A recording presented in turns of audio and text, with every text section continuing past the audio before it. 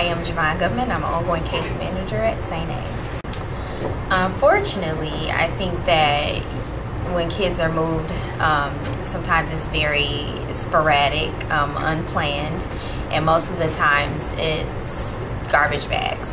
Sometimes they just don't have anything, so sometimes you're lucky just to even get like a garbage bag of clothes, because sometimes they just don't even, we're not able to get anything. How do you usually treat stuff that's in a garbage bag? You know, you kind of just tend to kind of just throw it around, you know. What happens a lot with our teens when our teens are AWOL, which means that they are gone out of their placement and no one kind of knows where they are. The group home or the foster parent may just pack up their things and put it in a garbage bag and tell the ongoing case manager to come pick them up. That happens a lot. One specific incident is when a teenager had like a mental breakdown, and it kind of frightened the foster parent, and the foster parent's reaction was like, you can like leave right now, you have to leave my house right now. And she packed all his stuff up in garbage bags at that time too. So it happens a lot with our teenagers.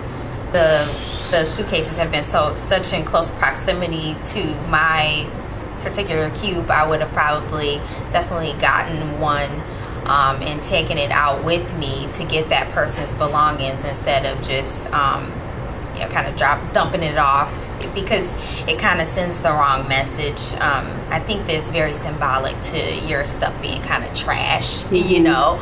And I think I've thought of this probably before this suitcase initiative, that it kind of just didn't feel right when it was garbage bags. It just kind of, something about it felt a little inhumane. I think that it just does something different for the kid too, and that's who is like the most important.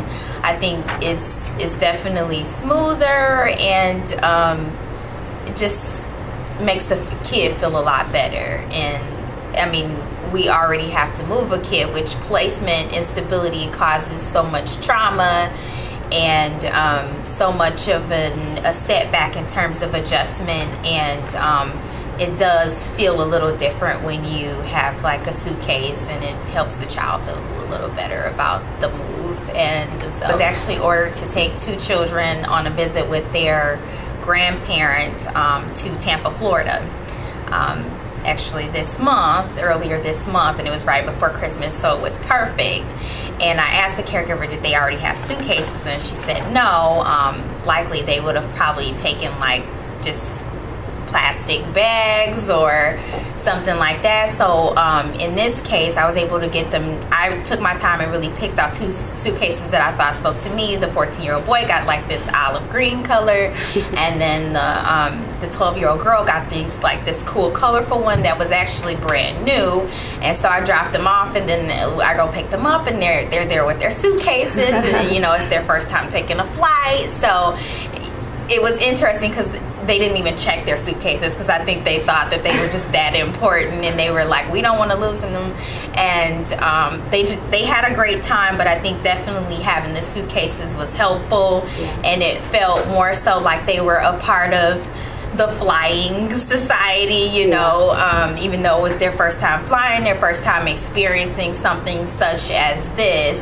They kind of fit in with everyone else, and they had such a great time with their grandparent. And I picked them up, and then on the way back they checked the suitcase because they had so much in the suitcase, that because they came back with so much, and their grandparents spoiled them to death, and then they had so much to put inside of that suitcase. But that's a suitcase they can have forever, and now they actually want to move with their grandma, so they're gonna keep that suitcase forever, you know.